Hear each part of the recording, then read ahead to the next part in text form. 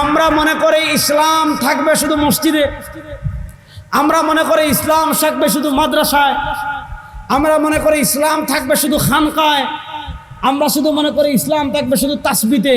তাসবিহ পড়া খুব সওয়াবের কাজ, মসজিদে দিন প্রতিষ্ঠা করাও ভালো, মাদ্রাসায় দিন প্রতিষ্ঠা করাও ভালো, কিন্তু ইসলাম এসেছে মসজিদে যেমন ইসলাম থাকবে, মাদ্রাসায় যেমন ইসলাম থাকবে, সংসদেও তেমন ইসলাম থাকবে, রাষ্ট্রের সব সেক্টরে তেমন ইসলাম থাকবে। এখন রাষ্ট্রের আপনি দেখেন, আপনি যদি রাষ্ট্রীয়ভাবে দিন প্রতিষ্ঠা করতে না পারেন, এই রাষ্ট্র থেকে কখনো দুর্নীতি সরাতে পারবেন না। কারণ রাষ্ট্রের শীর্ষ চেয়ারে যারা বসে আছে তারা এক একজন মাফিয়া, যারা আগে ছিল, এখনকার অবস্থা আমি বলছি না, চেঞ্জ তো কম হয়েছে। সুতরাং এটাই শেষ কথা বলে আমি শেষ করছি। আমি যুবকদেরকে বলে যাব, নবী করিম সাল্লাল্লাহু আলাইহি ওয়াসাল্লাম যে ইসলামকে বিজয় করার জন্য রক্ত ঝরিয়েছেন, যে ইসলামকে বিজয় করার জন্য দান্দান মুবারক শহীদ করেছেন, যে ইসলামকে বিজয় করার জন্য সাহাবায়ে কেরাম তো ত্যাগ তিতিক্ষা করেছেন, বাংলাদেশে আপনি আজকে যেমন কষ্ট করে ঘাম ঝরে ওয়াজ মাহফিলে বসেছেন, শুধু ওয়াজ মাহফিলে না, বাংলাদেশে ইসলামকে বিজয় করার জন্য, বাংলাদেশে ইসলামের পতাকাকে পথ করে উড়ানোর জন্য, বাংলাদেশে আল্লাহর দ্বীনকে বিজয় করার জন্য, বাংলাদেশের দ্বীন ইসলামকে প্রতিষ্ঠা করার জন্য, বাংলাদেশে আল্লাহর দ্বীনকে বিজয় এবং প্রতিষ্ঠা করার জন্য ও যুবকেরা, তোমরা ঘাম ঝরানোর জন্য প্রস্তুত আছো না নয়? সবাই ঘাম ঝরানোর জন্য প্রস্তুত আছো না নয়? آل إبراهيم إنك حميد مجيد اللهم بارك على محمد وعلى آل محمد كما باركت على إبراهيم وعلى آل إبراهيم إنك حميد مجيد 7 নং ওয়ার্ড মুজাহিদ কমিটি যুব সমাজ ও এলাকাবাসীর উদ্যোগে আজকের এই ওয়াজ ও মাহফিল ও হালকায়ে যিকরে, আজকের এই প্রচণ্ড গরমে আল্লাহ রাব্বুল ইজ্জত ওয়াল জালাল আমাদেরকে এখানে আসার, বসার, কথা বলার, কথা শোনার তৌফিক দান করেছেন। আমরা সবাই একবার কালেমাতুশ শুকর আদায় করি, আলহামদুলিল্লাহ। আপনারা সবাই হাত পাখা নিয়ে আসছেন, খুব ভালো লাগতেছে, মাশাআল্লাহ। এভাবে সব জায়গায় হাত পাখার বাতাস ছড়িয়ে দেবেন ইনশাআল্লাহ। পারবেন তো সবাই ইনশাআল্লাহ? আচ্ছা, যাক, আমার আগে অত্যন্ত গুরুত্বপূর্ণ আলোচনা করেছেন মুফতি শামসুদ্দৌলা আশরাফি সাহেব। এখানে শাইখে চরমনায় আসবেন, তিনি গুরুত্বপূর্ণ আলোচনা করবেন। আমার চেহারা সুরত দেখলে হয়তো বুঝতে পারতেছেন যে আমি প্রচণ্ড ক্লান্ত। প্রচণ্ড ক্লান্ত মানে আজকে আমাদের জাতীয় উলামা শাইখ আইম্মা পরিষদের সেমিনার ছিল, এটাকে কেন্দ্র করে খুবই পরিশ্রম করতে হয়েছে। এজন্য আমি খুব লম্বা আলোচনা করব না, খুব লম্বা আলোচনা করার সুযোগও নাই। যেহেতু যুব সমাজের উদ্যোগে মাহফিল এবং এখানে আমি দেখতে পাচ্ছি যুবকদের সংখ্যা বেশি, এজন্য আমি কয়েকটা কথা বলে আমার আলোচনা শেষ করব ইনশাআল্লাহ। ওয়া মা তাওফীক ইল্লা বিল্লাহ। প্রথম কথা বুঝেন, মানুষ একেবারে নিরাশ যখন হয়ে যায়, রাসূলুল্লাহ সাল্লাল্লাহু আলাইহি ওয়াসাল্লাম বলতেছেন মাতা নাসরুল্লাহ। সাহাবায়ে কেরাম জিজ্ঞাসা করেছেন মাতা নাসরুল্লাহ, মানে চিন্তা করেন সাহাবায়ে কেরাম সবর, জিহাদ, যুদ্ধের কোন পর্যায়ে যাওয়ার পর বদরের যুদ্ধের দিন রাতে রাসূলুল্লাহ সাল্লাল্লাহু আলাইহি ওয়াসাল্লাম একটা জিনিস আগে বুঝেন, নবী করিম সাল্লাল্লাহু আলাইহি ওয়াসাল্লাম বদরের প্রান্তরে মূলত তার উদ্দেশ্যে যুদ্ধ করা ছিল না। তিনি গিয়েছিলেন আরবের বাণিজ্যিক কাফেলাকে ধাওয়া করার জন্য মক্কা। কারণ নবী করিম সাল্লাল্লাহু আলাইহি ওয়াসাল্লাম জানেন যে মক্কা থেকে কুরাইশের বাণিজ্যিক কাফেলা দামেস্ক থেকে যদি মক্কায় পৌঁছে যায় তাহলে তারা অর্থনৈতিকভাবে শক্তিশালী হয়ে যাবে, আর এটা মদিনার জন্য হুমকি হবে। নবী করিম সাল্লাল্লাহু আলাইহি ওয়াসাল্লাম 313 জন সাহাবায়ে কেরামের সঙ্গী নিয়ে বাণিজ্যিক কাফেলাকে দাওয়া করার জন্য মদিনা থেকে প্রায় 170 কিলোমিটার দূরে বদরে গিয়েছিলেন। এদিকে কাফেররা আগে খবর পেয়ে গোয়েন্দা মারফতে 1000-এর বিশাল বাহিনী নিয়ে এসেছে। নবী করিম সাল্লাল্লাহু আলাইহি ওয়াসাল্লাম সাহাবায়ে কেরাম রিদওয়ানুল্লাহি আলাইহিম আজমাইনের সাথে পরামর্শ করতে বসেছেন যে আপনি মনে করেন একদিকে 313 জন আর একদিকে 1000 জন, এখন যুদ্ধ করবেন না ফিরে যাবেন? যুদ্ধ করবেন না ফিরে যাবেন? যুদ্ধ করবেন না ফিরে যাবেন? নবী করিম সাল্লাল্লাহু আলাইহি ওয়াসাল্লাম 313 জন সাহাবায়ে কেরামকে নিয়ে মাশওয়ারায় বসেছেন। সাহাবায়ে কেরামের মতামত জানতে চাইলেন। হযরত সিদ্দিক আকবর রাদিয়াল্লাহু তাআলা আনহু সবার আগে মতামত দেওয়ার জন্য দাঁড়িয়ে গেলেন যে আমরা যুদ্ধ করব, যাব না। নবী করিম সাল্লাল্লাহু আলাইহি ওয়াসাল্লাম আবু বকর সিদ্দিক রাদিয়াল্লাহু তাআলা আনহুকে বসিয়ে দিলেন। কারণ আবু বকর তো বাড়ি ছেড়ে এসেছেন, আবু বকর তো ঘর ছেড়ে এসেছেন, আবু বকর তো দেশ ছেড়ে এসেছেন, আবু বকর তো সম্পদ সব ছেড়ে হিজরত করে এসেছেন। তার তো আর কোনো চাওয়া পাওয়া নাই, তার এখানে দেশ বাড়ি ক্ষমতা কোনো কিছু মানে বিপদে পড়ার সম্ভাবনা নাই। এজন্য তিনি তো যুদ্ধই করবেন। নবী করিম সাল্লাল্লাহু আলাইহি ওয়াসাল্লাম মূলত আনসার সাহাবায়ে কেরামের পরামর্শ নিতে চাচ্ছেন। কারণ আনসাররা ভালো করে জানে কুরাইশের সাথে যুদ্ধ করা মানে কি দুনিয়ার সব কাফেররা ঐক্যবদ্ধ হয়ে যাবে। কুরাইশদের সাথে যুদ্ধ করা মানে কি মদিনার পাশের ইহুদি যারা আছে তারা ঐক্যবদ্ধ হয়ে মদিনার মুসলমানদেরকে হামলা করবে, তাদের উপরও হামলা করবে।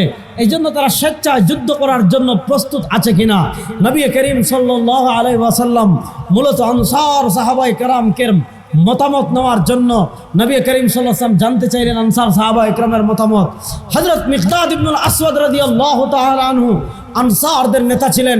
তিনি যখন বুঝতে পারলেন, অনুধাবন করতে পারলেন যে নবী করিম সাল্লাল্লাহু আলাইহি ওয়াসাল্লাম আনসার সাহাবায়ে কেরামের মতামত নিতে যাচ্ছেন, হযরত মিকদাদ ইবনুল আসওয়াদ রাদিয়াল্লাহু তাআলা আনহু দাঁড়িয়ে বললেন, ইয়া রাসূলুল্লাহ লা নাকুলু কামা ক্বালা আসহাবু মূসা ইযহাব আনতা ওয়া রাব্বুকা ফাকাতিলা ইন্না হাহুনা কাঈদুন নুকাতিলু আন ইয়ামিনিক ওয়া আন শিমালিক ওয়া আন খালফিক ওয়া আন আমামিক।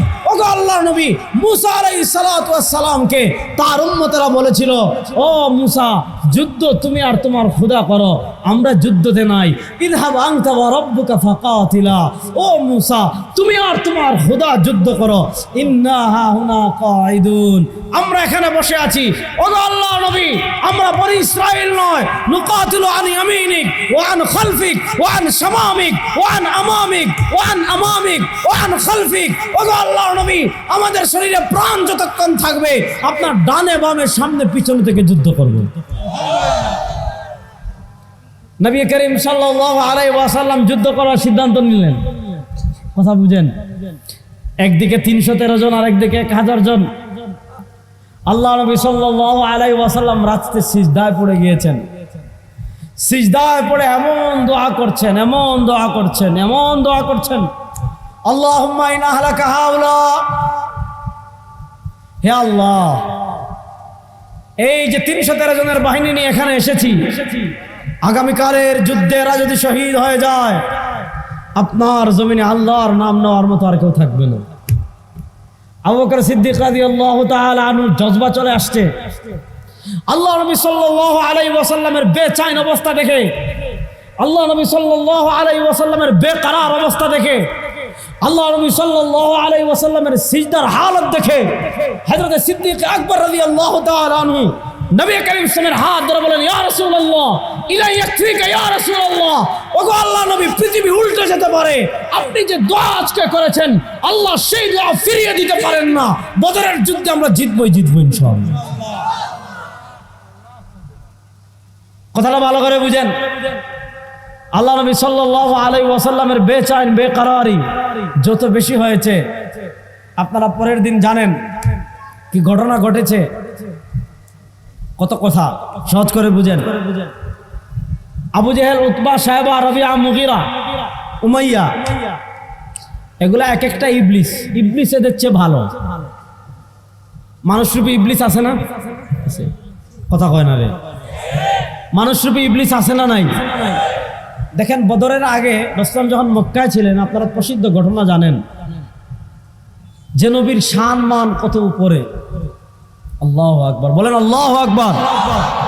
আমার নবী করিম সাল্লাল্লাহু আলাইহি ওয়াসাল্লামের সম্মান কত বেশি, সুবহানাল্লাহ পড়েন। আল্লাহ বলেন আলাম নাশরাহ লাকা সাদরাক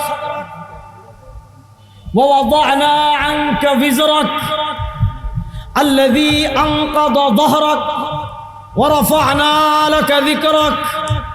আল্লাহ বলেন ও আমার হাবিব, আপনার শান দুনিয়ার কেউ বাড়ানো লাগবে না, আপনার শান নারায়ণগঞ্জের মানুষ বাড়ানো লাগবে না, আপনার শান বাড়ানোর জন্য মিছিল করা লাগবে না, আপনার শান বাড়ানোর জন্য জিলাপি খাওয়া লাগবে না, আপনার শান বাড়ানোর জন্য তাবারুক খাওয়া লাগবে না।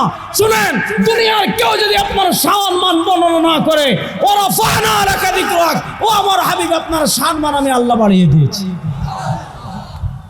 আমার নবীর সম্মান বাড়িয়ে দিয়েছেন কে? আল্লাহ। না আরো আসতে বলেন আল্লাহ। বলেন আমার নবীর সম্মান বাড়িয়ে দিয়েছেন কে? আল্লাহ। যেই নবীর মাকাম কত বেশি, আল্লাহু আকবার। যেই নবীর মাকাম কত উপরে, যেই নবীর মাকাম কত উপরে, যেই নবীর মাকাম কত উপরে। নবী করিম সাল্লাল্লাহু আলাইহি ওয়াসাল্লাম বলেন আনা সাইয়্যিদু ওয়ালাদি আদম লা ফখর, আনা ইমামুল আম্বিয়া লা ফখর, আনা সাইয়্যিদু ওয়ালাদি আদম লা ফখর, আনা ইমামুল আম্বিয়া লা ফখর। যেই নবী করিম সাল্লাল্লাহু আলাইহি ওয়াসাল্লাম বলেন, শোনো, আল্লাহ দুনিয়াতে আদম থেকে নিয়ে আমার পর্যন্ত যত মানুষ দুনিয়াতে পাঠিয়েছেন, কিয়ামত পর্যন্ত যত মানুষ দুনিয়াতে পাঠিয়েছেন, সব মানুষ হাসরের মাঠে উঠবে, তাদের সবার নেতা হব আমি। সেই নবীকে আপনারা জানেন সিজদা দিচ্ছেন, যেই নবীর চেহারা মুবারক 10:30 পর্যন্ত। আচ্ছা, যে নবীর চেহারা মুবারক পূর্ণিমার চাঁদের চেয়ে বেশি সুন্দর ছিল, সুবহানাল্লাহ পড়েন। হযরত আবু হুরায়রা রাদিয়াল্লাহু তাআলা আনহু বলেন, অথবা ইবনে মাসউদ রাদিয়াল্লাহু তাআলা বলেন, খরাজতু লাইলাতান মুকমিরা মা রাসূলিল্লাহি সাল্লাল্লাহু আলাইহি ওয়াসাল্লাম। আজকে যেমন পূর্ণিমার চাঁদ জ্বলজ্বল করতেছে, যদিও পূর্ণিমা পার হয়ে গিয়েছে। হযরত সাহাবা বলেন, আমি একদিন মদিনার পথে নবী করিম সাল্লাল্লাহু আলাইহি ওয়াসাল্লামের সাথে হাঁটছিলাম। ফারাআইতু মাররাতান ইলাল কমরি ওয়া মাররাতান ইলা ওয়াজহি রাসূলিল্লাহ সাল্লাল্লাহু আলাইহি ওয়াসাল্লাম। আমি একবার আকাশের চাঁদের দিকে তাকাই, আর আরেকবার সরওয়ারে দু আলম সাল্লাল্লাহু আলাইহি ওয়াসাল্লামের চেহারার দিকে তাকাই। ফাওয়াল্লাযী নাফসু মুহাম্মাদিন বিয়াদিহি, শুনো, যার হাতে আমার নবীর প্রাণ, তার নামে শপথ করে বলছি, আমার নবী পূর্ণিমার চাঁদের চেয়েও বেশি সুন্দর। দেখেন, আজকে আমাদের এখানে গরম বেশি, আপনারা সবাই হাত পাখা নিয়ে আসছেন। এই হাত পাখা দিয়ে শুধু শরীরের গরম দূর করলে হবে না, রাষ্ট্রের সব অনিয়ম হাত পাখা দিয়ে দূর করতে হবে। পারবেন তো যুবকরা? ইনশাআল্লাহ। রাষ্ট্রের সব চুরি ডাকাতি দূর করতে হবে ইনশাআল্লাহ। রাষ্ট্রের সব বৈষম্য দূর করতে হবে ইনশাআল্লাহ। এই বাংলাদেশকে প্রকৃত সোনার এবং ইনসাফের বাংলাদেশ গড়তে হবে ইনশাআল্লাহ। কথা ভালো করে বুঝেন। আমরা গরম হলে ঘাম হয়, আমাদের গন্ধ, পারফিউম লাগাই, আতর লাগাই। নবী করিম সাল্লাল্লাহু আলাইহি ওয়াসাল্লামের ঘাম মুবারক কেমন ছিল? সাহাবায়ে কেরাম রিদওয়ানুল্লাহ আলাইহিম আজমাইন লাইন ধরে থাকতেন যে নবী করিম সাল্লাল্লাহু আলাইহি ওয়াসাল্লাম কখন ঘামবেন। হযরত আসমা বিনতে আবু বকর রাদিয়াল্লাহু তাআলা আনহু, হযরত আসমা বিনতে আবু বকর রাদিয়াল্লাহু তাআলা আনহা, হযরত আসমা বিনতে আবু বকর রাদিয়াল্লাহু তাআলা আনহা, তিনি বলেন, আমার কাছে একটা ছোট শিশি ছিল, ছোট বোতল ছিল। এই বোতলে আমি নবী করিম সাল্লাল্লাহু আলাইহি ওয়াসাল্লামের ঘাম মুবারক সংরক্ষণ করে রেখেছিলাম।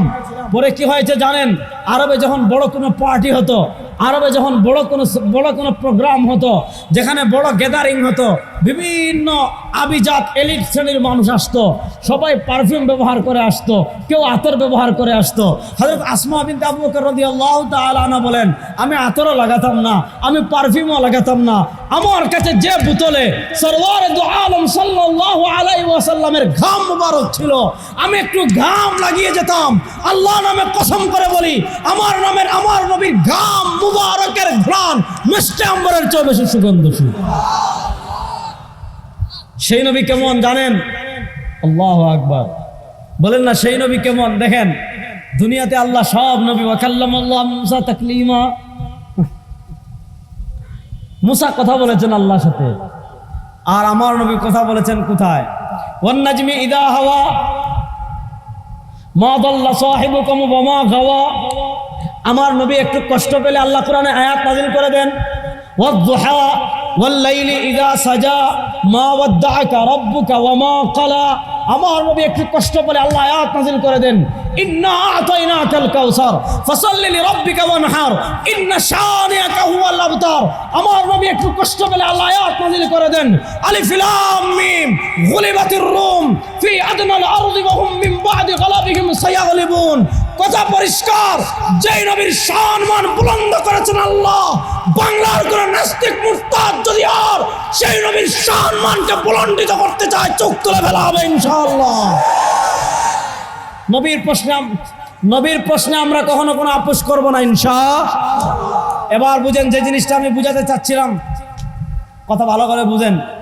সেই নবী একদিন সিজদায় গিয়েছেন, সেই নবী একদিন সিজদা করছেন কাবা চত্বরে। আপনারা ঘটনা জানেন, কাফেররা দুষ্টামি করে নবী করিম ইসলামের মাথার উপর বড় উটের নাড়ি বুড়ি তুলে দিয়েছে। আল্লাহ নবী সাল্লাল্লাহু হযরত ফাতেমা রাদিয়াল্লাহু তাআলা ছোট্ট ছিলেন, তিনি খবর পেয়ে আসছেন, দূর করেছেন।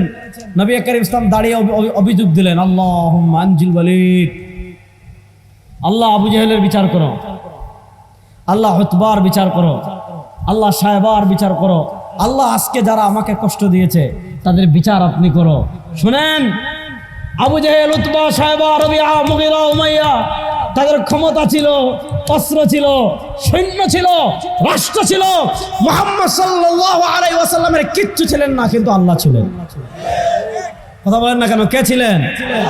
আবু জাহেলরা মনে করেছিল দুনিয়াতে কেউ তাদেরকে পরাজিত করতে পারবে না, যেমন ফ্যাসিস্ট আওয়ামী লীগ মনে করেছিল বাংলাদেশে কেউ তাদেরকে সরাতে পারবে না।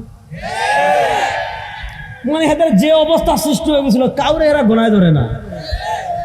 ক্ষমতা আছে কোথায় আপনারা? এখন কোথায় আপনাদের ক্ষমতা? কোথায় পলাইছে? মানে বাংলাদেশে এখন কবর দেওয়ার মতো জায়গা পায় কিনা সন্দেহ আছে ইনশাআল্লাহ। কথা ভালো করে বুঝেন যে জিনিসটা আমি বুঝাতে চাচ্ছি। বদরের দিন আবু জাহেলের, উতবা, সাহেবা, রবিআ, মুগীরা সবগুলার মাথা একটা গর্তে ফেলে রাখা হয়েছে, কালিবে বদর বলা হয়। নবী করিম সাল্লাল্লাহু আলাইহি ওয়াসাল্লাম গর্তের পরে দাঁড়িয়ে বলেন, ইন্নী ওয়াজাদতু মা ওয়া'আদানি রাব্বি হাক্কা, ইন্নী ওয়াজাদতু মা ওয়া'আদানি রাব্বি হাক্কা, ফাহাল ওয়াজাদতুম মা ওয়া'আদতুকুম রাব্বাকুম হাক্কা। ওই কাফেরের বাচ্চা কাফের, ওই আবু জাহেল, ওই উতবা, ওই সাহেবা, ওই রবিআ, ওই মুগীরা, ওই উমাইয়া, ক্ষমতা কোথায়? তোমার সাথে আমার সাথে আমার রবের ওয়াদা ছিল। নবী বলেন, আমার সাথে আমার রবের ওয়াদা ছিল, আমি আমার রবের ওয়াদা আজকে সত্য দেখতে পাচ্ছি। যারা আমাকে কষ্ট দিয়েছিল, ইসলামকে নিভিয়ে দিতে চেয়েছিল, ইসলামের আলো বাতি নিভিয়ে দিতে চেয়েছিল, আজকে তাদের সবার লাশ পড়ে আছে, তাদের দ্বিখণ্ডিত মাথা কালিবে বদরে পড়ে আছে, বদরের পচা কূপে পড়ে আছে।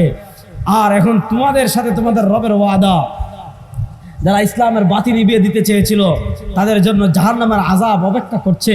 তোমরা কি আযাব পেয়েছো? এখন বলো। শুনেন, এটা সিমায়ে মওতার মাসআলা, সেদিকে আমি যাচ্ছি না। দুনিয়াতে ক্ষমতা, অস্ত্র, সৈন্য, রাষ্ট্র, বাহাদুরি, টাকা পয়সা, নেতাগিরি, এগুলা দেখে যারা আল্লাহকে ভুলে যায়, এগুলা দেখে যারা ইসলামকে মুছে দিতে দেওয়ার ষড়যন্ত্র করে, তাদের সামনে আপনারা দেখেন আজকে আওয়ামী লীগের কি অবস্থা। কথা বুঝতে পারতেছেন তো? একটা জিনিস ভালো করে বুঝবেন, ক্ষমতার একমাত্র মালিককে আল্লাহ। আর আসতে বলেন আল্লাহ। আমি বুঝিন, আপনার আল্লাহটা জুড়ে বলেন না কেন? ক্ষমতার মালিক একমাত্র কে? আল্লাহ। সুতরাং যারা ক্ষমতার ব্যবহার করবে, ক্ষমতায় গিয়ে ভারতের দালালি করবে, ক্ষমতায় গিয়ে নাস্তিকতাবাদী সিলেবাস, আপনার নাস্তিকতাবাদী সিলেবাস চালু করে এই দেশের বাচ্চাদেরকে, এই দেশের কোমলতি সন্তানদেরকে নাস্তিক রাম বাম বানানোর ষড়যন্ত্র করবে। আপনাদের সামনে এখন আর আমরা আবু জাহেলের ইতিহাস টানবো না, আপনাদের সামনে এখন আর উতবার ইতিহাস টানবো না, ফেরাউনের ইতিহাস টানবো না, নমরুদের ইতিহাস টানবো না। আপনাদের কাছে এখন আমরা আওয়ামী লীগের ইতিহাস টানবো। এজন্য বাংলাদেশে যারা ইসলামকে মাইনাস করার ষড়যন্ত্র পূর্বে করেছিল, তারা মাইনাস হয়ে গিয়েছে, ইসলাম আছে। ভবিষ্যতেও যারা ইসলামকে মাইনাস করার ক্ষমতা দেখবেন, যারা ইসলামকে মাইনাস করার ষড়যন্ত্র করবেন, যারা ইসলামকে মাইনাস করার স্বপ্ন দেখবেন, এই দেশে শ্বাস ফেলার মতো জায়গা আপনারা পাবেন না, এই দেশে কবর দেওয়ার মতো মাটি আপনারা খুঁজে পাবেন না। এই দেশের মানুষ আপনাদেরকে পিটিয়ে বুড়িগঙ্গায় ভাসিয়ে দিবে ইনশাআল্লাহ। ইসলাম বিরোধী কোনো শক্তিকে এই দেশে সহ্য করা হবে না ইনশাআল্লাহ। এবার শুনেন, যেহেতু যুবক ভাইদের উদ্যোগে মাহফিল, আমি কয়েকটা কথা বলবো, ভালো করে বুঝবেন। আমরা খুব খুশি এই যে আমাদের যুবকরা, তরুণরা, আলেমরা, ছাত্ররা সবাই মিলে, আপনারা জানেন যে আন্দোলন করেছে, বৈষম্য বিরোধী আন্দোলন। দেখেন, আমরা সবসময় বলি এই বৈষম্য বিরোধী আন্দোলন মানে ক্ষমতার পালাবদল নয়, যে একদল গিয়েছে আরেক দল আসবে, একদল চাঁদাবাজ গিয়েছে আরেক দল এসে চাঁদাবাজি করবে, একদল সন্ত্রাসী গিয়েছে আরেক দল সন্ত্রাসী আসবে, একদল খুনি গিয়েছে আরেক দল খুনি আসবে, একদল ব্যাংক ডাকাত গিয়েছে আরেক দল ব্যাংক ডাকাত আসবে, একদল পাগল গিয়েছে আরেক দল পাগল আসবে, একদল ভারতের দালাল গিয়েছে আরেক দল ভারতের দালাল আসবে, একদল পাঁচাটা গিয়েছে আরেক দল পাঁচাটা আসবে। এই ধরনের শুধু ক্ষমতার পালাবদলের জন্য এই দেশে বৈষম্য বিরোধী আন্দোলন হয় নাই, শুধু চেয়ার পরিবর্তনের জন্য বৈষম্য বিরোধী আন্দোলন হয় নাই, শুধু নেতার পরিবর্তনের জন্য বৈষম্য বিরোধী আন্দোলন হয় নাই। সময় এসেছে এখন নেতারও পরিবর্তন হবে, নীতিরও পরিবর্তন করতে হবে। শুধু নেতা নয়, নীতির পরিবর্তন করতে হবে। কারণ শুধু নেতার পরিবর্তন করার দ্বারা যদি বৈষম্য দূর হতো, 52 বছরে নেতার পরিবর্তন একবার নয়, 2 বার নয়, 3 বার নয়, 4 বার নয়, 5 বার নয়, 6 বার নয়, 52 বছরের স্বাধীনতার ইতিহাসে, 52 বছরের জীবনে অসংখ্যবার নেতা পরিবর্তন হয়েছে, কিন্তু নীতি পরিবর্তন হয় নাই। ও যুব সমাজ, সময় এসেছে এখন নেতা পরিবর্তন করতে হবে, নীতিও পরিবর্তন করতে হবে। নীতি পরিবর্তন করা ছাড়া এই দেশে কখনো প্রকৃত বৈষম্য দূর হবে। আপনারা দেখতে পাচ্ছেন এমন কিছু কাজ এখন আমাদের দেশে হচ্ছে, এমন কিছু বিষয় আমাদের দেশে হচ্ছে যে বিষয়গুলো ইসলাম সাপোর্ট করা দূরের কথা, কোনো সাধারণ মানুষের বিবেকে সাপোর্ট করে না। যেমন আপনারা দেখেছেন ঢাকা ভার্সিটিতে কি করেছে, চুর সন্ধ্যায় একটা ছেলেকে মেরে ফেলেছে। তো আপনি যদি এত রক্ত, এত আন্দোলন, এত জীবনদান, এত আহত, এখন যদি আপনি বারডেমে যান, এখন যদি আপনি পঙ্গু হাসপাতালে যান, এখন যদি আপনি সোহরাওয়ার্দী মেডিকেলে যান, আপনি চোখের পানি আটকাতে পারবেন না। কারণ কারো হাত নাই, কারো পা নাই, কারো 2 চোখ চলে গিয়েছে, কেউ জীবনের জন্য অন্ধ হয়ে গিয়েছে, কেউ বিকলাঙ্গ হয়ে গিয়েছে। এত রক্ত এবং এত ত্যাগের পর আমরা আগে যা ঘটেছে নতুন বাংলাদেশে আমরা তা দেখতে চাই না। বলেন, নতুন বাংলাদেশে আমরা তা দেখতে চাই? দেখেন, আপনি যদি কেউ চুরি করে তাকে হত্যা করার বিধান ইসলামেও নাই, রাষ্ট্রেও নেই। ইসলাম বলেছে চুরির একটা পর্যায় আছে, ওই পর্যায়ের কেউ যদি চুরি করে, আস-সারিকু ওয়াস-সারিকাতু ফাকতাউ আইদিয়াহুমা জাযাআম বিমা কাসাবা, যদি কোনো পুরুষ বা মহিলা চুরি করে তার এটার একটা সীমা আছে, কোন জায়গা থেকে চুরি করছে, কোন বস্তু চুরি করছে, কতটুকু দামি জিনিস চুরি করছে, কোন কারণে চুরি করেছে, অনেকগুলো বিষয় সামনে রাখার পর আদালত ফয়সালা দিবে তার হাত কাটা। কিন্তু চুরির সন্দেহে কাউকে প্রহার করা, চুরির সন্দেহে কাউকে আঘাত করা, চুরির সন্দেহে কাউকে মারা, এগুলো যদি দেশে এখনো চলে তাহলে এত মানুষ জীবন দিল কেন? কথাটা আমি বুঝাইতে পারতেছি? আর শোনেন, রাষ্ট্রের আইন যদি সবাই নিজের হাতে তুলে নেয়, রাষ্ট্র থাকবে না।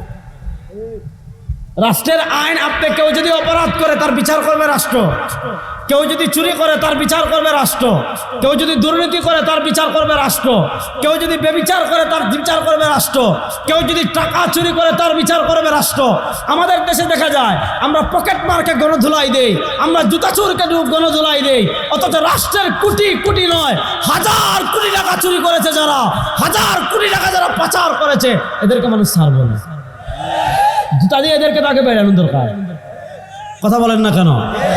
এজন্য ছোট চোর বড় চোর সব চোরকে আমাদের দেশে বিচারের কাঠগড়ায় আনতে হবে।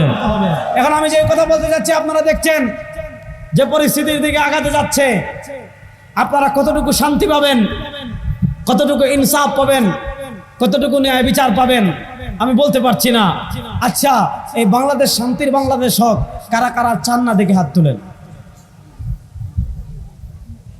এই বাংলাদেশ শান্তির বাংলাদেশ হোক, এটা চাই কারা কারা দেখে একটু হাত তুলেন। আমরা সবাই শান্তির বাংলাদেশ চাই কি চাই না? আমরা সবাই ইনসাফের বাংলাদেশ চাই কি চাই না? আমরা সবাই আমাদের মানবিক অধিকার পাওয়ার বাংলাদেশ চাই কি চাই না? আমরা সবাই ইনসাফ এবং ন্যায়ের বাংলাদেশ চাই কি চাই না? এবার আমি আল্লাহর নামে কসম করে বলি, আপনারা যত জিনিস চান ওই জিনিস দিতে পারে একমাত্র ইসলাম। বলেন ওই সকল জিনিস একমাত্র দিতে পারে, বলেন না ওই সকল জিনিস একমাত্র দিতে পারে। এখন সমস্যা হলো আমাদের কোন জায়গায়, এবার মূল জিনিসে আমি আসছি। আমাদের মৌলিক সমস্যা হলো এই জায়গায়, কোন জায়গাভাবে ইসলাম প্রতিষ্ঠা করা যে গুরুত্বপূর্ণ, এটার কোনো প্রয়োজনই মনে করি না, এবং এইটা যে একটা গুরুত্বপূর্ণ বিষয় এটাই মনে করি না। আমরা কি মনে করি জানেন ইসলাম কি? আমরা মনে করি ইসলাম হলো এখানে আপনি মেলা করবেন, যদি বাবার মাজার থাকে তাহলে 10-15 দিন ব্যাপী, না পারেন অন্তত 3 দিন ব্যাপী মহাপবিত্র উরুস শরীফ করবেন। যদি পীর সাহেব থাকেন উনি বড় একটা চেয়ারে বসে থাকবেন। এই যে মদনপুরের এখানে গেলে, মদনপুর থেকে ভিতরে গেলে দেখবেন একটা দরবার আছে, কুতুববাগ দরবার শরীফ, দেখছেন নি? এরকম কুতুববাগ, দেওয়ানবাগ, রাজারবাগ, কুতুববাগ, দেওয়ানবাগ, রাজারবাগ, এই যত এগুলো আছে আমি নাম দিছি, এগুলো সব জাহান্নামের কাউন্টার। আপনার সিলেট যেতে হলে বা বিমানে গাড়িতে কোথাও যেতে হলে কাউন্টারে গিয়ে টিকিট কাটতে হয় না? টিকিট কাটতে হয়। এখন আপনি মনে করেন আপনার খুব ইচ্ছে জাগছে জাহান্নামে যাবেন, দেখ কারো ইচ্ছা আছে জাহান্নামে যাওয়ার? নাই। তো আপনার খুব ইচ্ছা জেগেছে জাহান্নামে যাওয়ার, তাহলে জাহান্নামের টিকিট কোথায় পাবেন? রাজারবাগে পাবেন। জাহান্নামের টিকিট কোথায় পাবেন? কুতুববাগে পাবেন। জাহান্নামের টিকিট কোথায় পাবেন? দেওয়ানবাগে পাবেন। সুতরাং বুঝি নাই কি? না আমি শেষ করে দিব এখন। নাবি আমি সব হুজুরকে বলবেন তো আপনার সব বয়ান করতেছে, কোনো সমস্যা নেই, ওই চিন্তা আপনারা করেন না। হ্যাঁ, শাহেককে বলবেন আমরা সব হুজুর বয়ান করাই, কোনো সমস্যা নেই। আচ্ছা শুনে আমি শেষ করে দিচ্ছি, শাহেক কাছাকাছি চলে আসছেন, ভালো করে শুনেন। এখন আমরা এই যে আংশিক ইসলাম লালন করি, আংশিক ইসলাম কি? যে আমরা মনে করি ইসলাম থাকবে শুধু মসজিদে, আমরা মনে করি ইসলাম থাকবে শুধু মাদ্রাসায়, আমরা মনে করি ইসলাম থাকবে শুধু খানকায়, আমরা শুধু মনে করি ইসলাম থাকবে শুধু তাসবিতে। তাসবি পড়া খুব সওয়াবের কাজ, মসজিদে দিন প্রতিষ্ঠা করাও ভালো, মাদ্রাসায় দিন প্রতিষ্ঠা করাও ভালো। কিন্তু ইসলাম এসেছে মসজিদে যেমন ইসলাম থাকবে, মাদ্রাসায় যেমন ইসলাম থাকবে, সংসদেও তেমন ইসলাম থাকবে, রাষ্ট্রের সব সেক্টরে তেমন ইসলাম থাকবে। এখন রাষ্ট্রের আপনি দেখেন, আপনি যদি রাষ্ট্রীয়ভাবে দিন প্রতিষ্ঠা করতে না পারেন, এই রাষ্ট্র থেকে কখনো দুর্নীতি সরাতে পারবেন না। কারণ রাষ্ট্রের শীর্ষ চেয়ারে যারা বসে আছে তারা এক একজন মাফিয়া, যারা আগে ছিল, এখনকার অবস্থা আমি বলছি না, চেঞ্জ তো কম হয়েছে। সুতরাং এটাই শেষ কথা বলে আমি শেষ করছি। আমি যুবকদেরকে বলে যাব, নবী করিম সাল্লাল্লাহু আলাইহি ওয়াসাল্লাম যে ইসলামকে বিজয় করার জন্য রক্ত ঝরিয়েছেন, যে ইসলামকে বিজয় করার জন্য দান্দান মুবারক শহীদ করেছেন, যে ইসলামকে বিজয় করার জন্য সাহাবা ইকরাম তো ত্যাগ তিতিক্ষা করেছেন, বাংলাদেশে আপনি আজকে যেমন কষ্ট করে ঘাম ঝরে ওয়াজ মাহফিলে বসেছেন, শুধু ওয়াজ মাহফিলে না, বাংলাদেশে ইসলামকে বিজয় করার জন্য, বাংলাদেশে ইসলামের পতাকাকে পথ করে উড়ানোর জন্য, বাংলাদেশে আল্লাহর দ্বীনকে বিজয় করার জন্য, বাংলাদেশের দ্বীন ইসলামকে প্রতিষ্ঠা করার জন্য, বাংলাদেশে আল্লাহর দ্বীনকে বিজয় এবং প্রতিষ্ঠা করার জন্য ও যুবকেরা, তোমরা ঘাম ঝরানোর জন্য প্রস্তুত আছো না? নয় সবাই ঘাম ঝরানোর জন্য প্রস্তুত আছো না? নয় যদি আমরা 1 বছর 2 বছর টার্গেট করে আমরা সবাই মাঠে নেমে যাই, এই দেশে ইসলামী হুকুমত প্রতিষ্ঠা হয়ে যাবে ইনশাআল্লাহ। আল্লাহ রাব্বুল ইজ্জত ওয়াল জালাল আমাদের সবাইকে দ্বীন বিজয়ের মেহনত করার তৌফিক দান করুন। আমিন। নাসাতু ফামিনাল্লাহ ওয়া ইন আখতাতু ফামিন্নি ওয়া মিনাশ শাইতান।